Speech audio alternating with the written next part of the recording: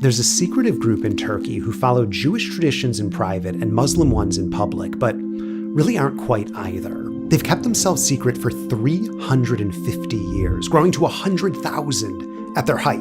I stumbled on them by accident when I was learning about this mostly forgotten messiah, someone who they still believe in. This group kept themselves secret for so long by building underground tunnels, hidden rooms, living second lives.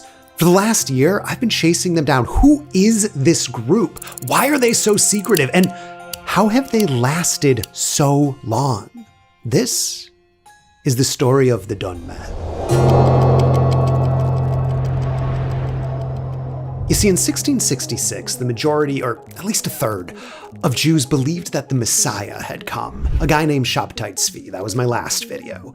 Most of his believers lost faith in him when he converted to Islam, but a few hundred families followed him, and this community grew and grew for hundreds of years.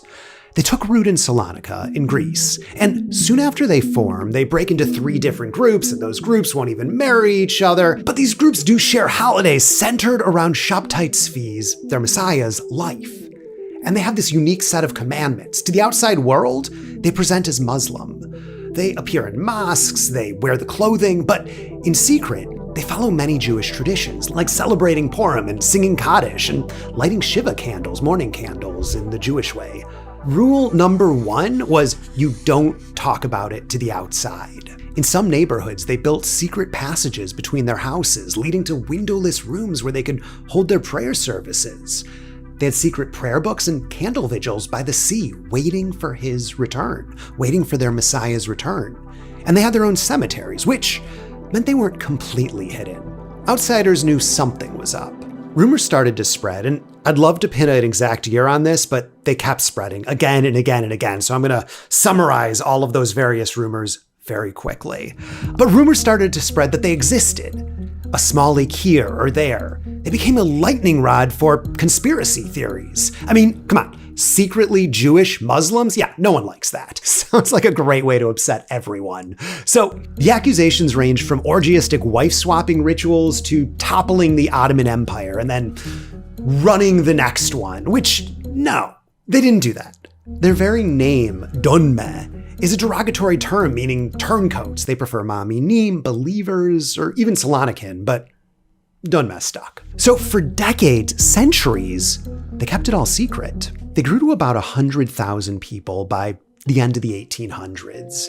And it was at this point that more and more had gone from more fundamentalist beliefs to liberal cultural followers. So some small details did start to leak.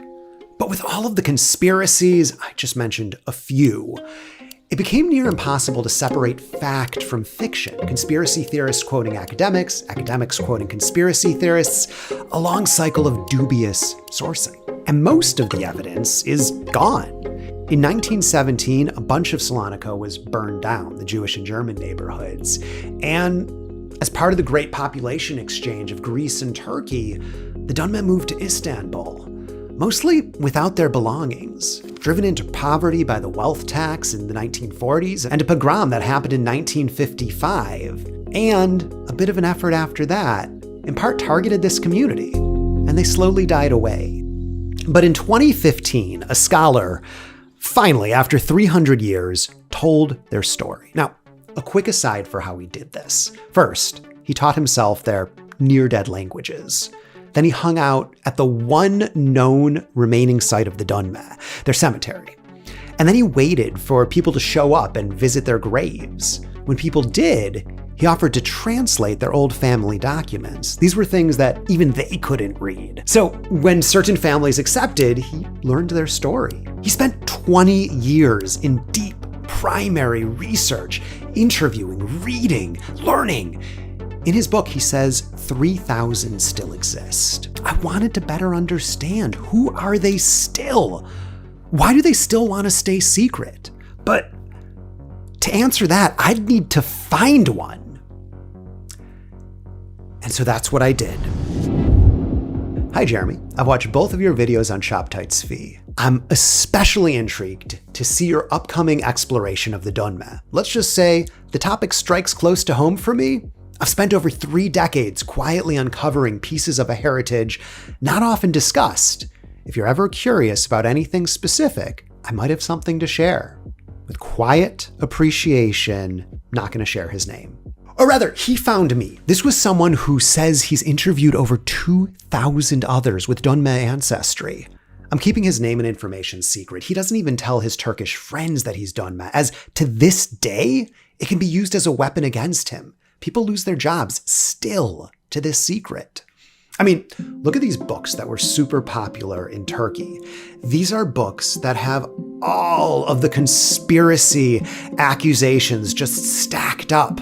I mean, even look at the covers. It's clear where this stands. The Dunme, the scary Dunme. These were very popular books. These aren't some fringe publications. So with his permission, I'd like to share a little bit of what he told me.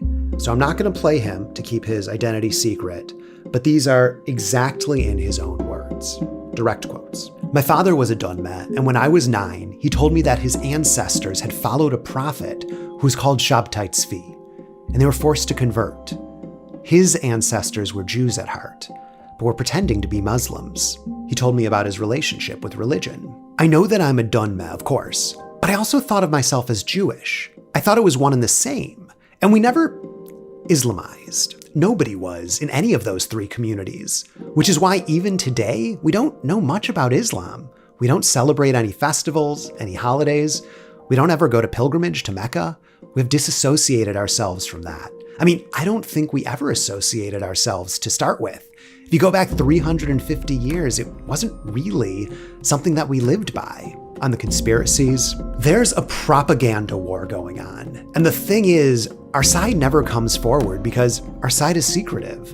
And we need to be secretive because there's so much negativity surrounding our heritage that nobody in his right mind would come forward. He helped many get passports as the persecution was now, today, still so bad.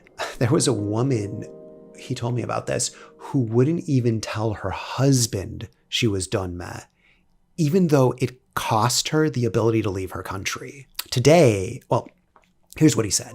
In the year 2000, there were like 20,000 Jews of Turkey. Today, there are fewer than 14,000. So they're going away, people mostly over the age of 50. So they're not going to be reproducing anytime soon. So the Jews are dying off. The Dunme are not appreciated. So yeah, for all those reasons, if the Dunme history is never written correctly, and the only history that is written about us are full of conspiracies, this is just a small video that barely scratches the surface, talking about this deep, rich community. And even I mentioned the conspiracies, because how can I not? It's what gets covered. Ultimately, this isn't some boogeyman of a community. I can say with confidence they weren't the driving force behind the Young Turks. Ataturk was not secretly a Dunme, despite what half of the people in Turkey believe. The Dunme are not the reason the Ottoman Empire disintegrated. It's just too easy to point fingers at this group as the ultimate other. What this is a community that toes the line between religion and what some might label a cult. A branch of one religion versus a complete breakaway?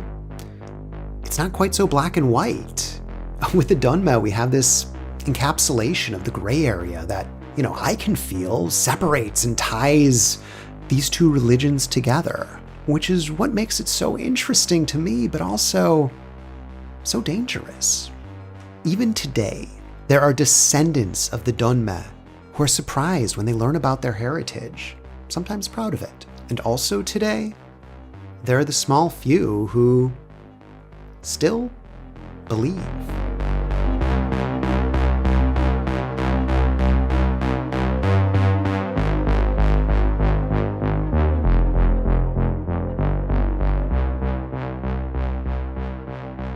In my next piece, I want to rewind and call out one moment that I skipped over here, where the fringe of this group kind of breaks off and forms a new group that truly goes off the rails. This one despot of a man creates a militant sex cult. The year, 1756. His name, Jacob Frank. That's my next piece.